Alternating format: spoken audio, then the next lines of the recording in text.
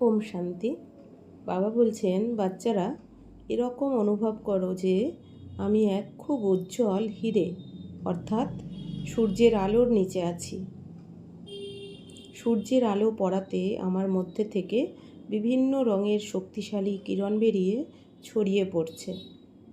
সুখ, শান্তি, প্রেম, পবিত্রতা, আনন্দ এই গুণ আর শক্তির কিরণ বেরিয়ে চারদিকে ছড়িয়ে পড়ছে। যেমন চারদিকে ঝলমলে আলোয় আলো হয়ে যায় না, ওরকম সিন অনুভব করো। বাবা বলছেন, বাচ্চারা নিজেকে সবসময় সমস্ত খাজানাতে সম্পন্ন আত্মা অনুভব করো। তোমরা বাচ্চাদের মধ্যে সমস্ত গুণ আর শক্তি বিদ্যমান রয়েছে। তোমরা পরমাত্মা পিতার সমীপে থাকা রত্ন, তাই তোমরা নিজেদের এতটাই উঁচু অধিকারী আত্মা ভেবে চলো।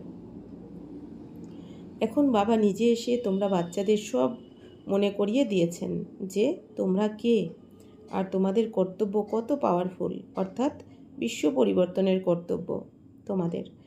আর তোমরা সর্বগুণ আর সর্বশক্তি সম্পন্ন আত্মা।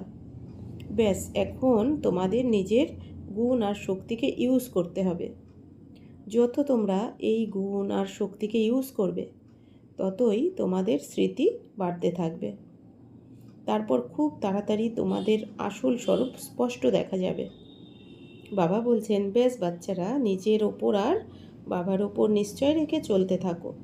ক্লান্ত হবে না, সামনেই অনেক প্রাপ্তি আর প্রাপ্তি। তাই বাবাকে সঙ্গে রেখে উৎসাহ উদ্দীপনার সাথে এগিয়ে চলো। ড্রামার সিন পরিবর্তন হতেই চলেছে। ব্যাস ধৈর্য ধরে চলো, অর্থাৎ একটু অপেক্ষা করো আর দেখো কি হয়। তোমরা বাচ্চাদের সব রকমের প্রাপ্তি হবে। প্রথমে সূক্ষ্ম, তারপর স্থূল প্রাপ্তি। তোমাদের জয় জয়কার হবে। ওম শান্তি।